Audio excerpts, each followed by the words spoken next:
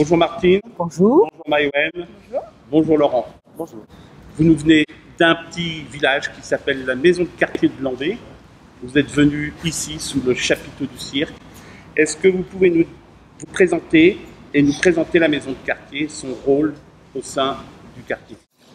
Bien sûr, bonjour. Alors, un petit village, la maison de quartier, c'est une association qui, quand même, accueille 1600 adhérents et de nombreuses associations qui ont elles-mêmes leurs adhérents. Ce qui fait que tout cumulé, ça représente pas mal de monde et nous en sommes très contents. Le rôle de la maison de quartier, si je peux résumer, il est d'animer le quartier en essayant autant que possible de s'adresser au plus de personnes que l'on peut et de tous âges. De fait, on accueille les enfants à partir de 1 an avec des propositions d'éveil musical parents-enfants et ensuite il n'y a pas de limite d'âge.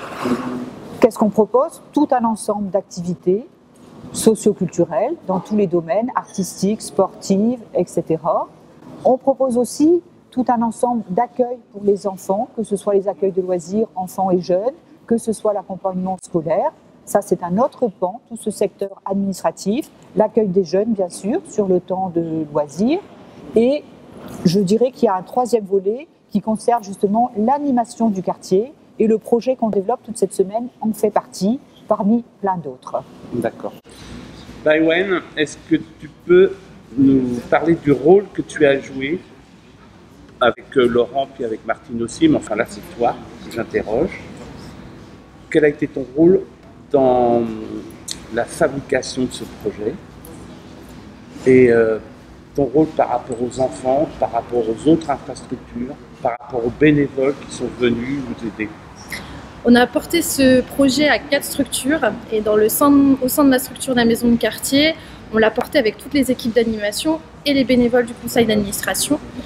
C'est un projet qui nous a emballé dès le début, de le porter à 4 structures, de partager un temps d'échange et d'animation sur le quartier de Lambé-Zélec en général et Kéréderne en particulier. Et on a mené avec nous dans le wagon du cirque tous les animateurs, tous les enfants du centre de loisirs, des écoles qu'on touche sur tous nos accueils dont Martine parlait. Et mon rôle, si je ne vais pas résumer mon rôle, c'est notre rôle à tous les animateurs et tous les porteurs de ce projet-là, d'accompagner les familles, de leur présenter le projet cirque et de leur donner envie de venir sous ce chapiteau. Quelles ont été les réactions? Parce que c'est un peu la question que je voulais poser aussi. Comment les enfants et les parents des enfants ont réagi quand vous avez annoncé la nouvelle? Quoi? Un chapiteau? Alors la première réaction, ça a été ça, un chapiteau, un vrai chapiteau de cirque. Les gens étaient plutôt impressionnés par la portée de ce projet-là et se sont laissés porter par les animateurs, dont Laurent qui a accompagné les enfants, mais aussi tous les autres acteurs du quartier et de la maison de quartier. Et les gens ont tellement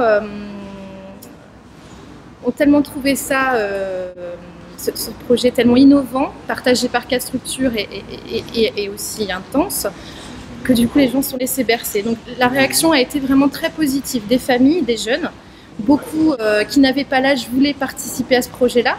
Et on a essayé vraiment, en construisant ce projet, de trouver une place pour tout le monde. Donc le chapiteau est ouvert toute la semaine, ce qui permet à ceux qui n'ont pas forcément fait les stages de cirque avec des dalles de trouver leur place dans ce projet-là. Et c'est ce qui nous tenait à cœur, que vraiment tout le monde trouve sa place. Open. Ouais, toujours. Laurent, toi, ton travail a été axé principalement sur l'accompagnement des enfants pendant les répétitions, le travail avec Yano, tout ça, non? Parce que moi, je t'ai aperçu plusieurs fois avec les enfants, et en particulier quand on a essayé de prendre quelques trousses de vue de la répétition. Non, c'était fermé. Comment ça s'est passé? Moi, je pense que le résumé qu'Yano a fait tout à l'heure est assez propre. Accompagner les enfants, c'était mon principal rôle par rapport à la formation qu'on a reçue d'Yano. Donc, plus dans l'animation de ce projet cirque. J'ai, beaucoup de fierté en fait à avoir participé à ça et à avoir aussi donc un début de résultat quand on a fait ces répétitions et je pense que ça a fait progresser pas mal d'enfants dans la gestuelle et dans se connaître soi-même. C'est mon avis personnel, ce que je veux dire. Je crois qu'on a été des enfants et on a tous eu plus ou moins des réactions par rapport à ce qu'était un cirque, à ce qu'était un clown.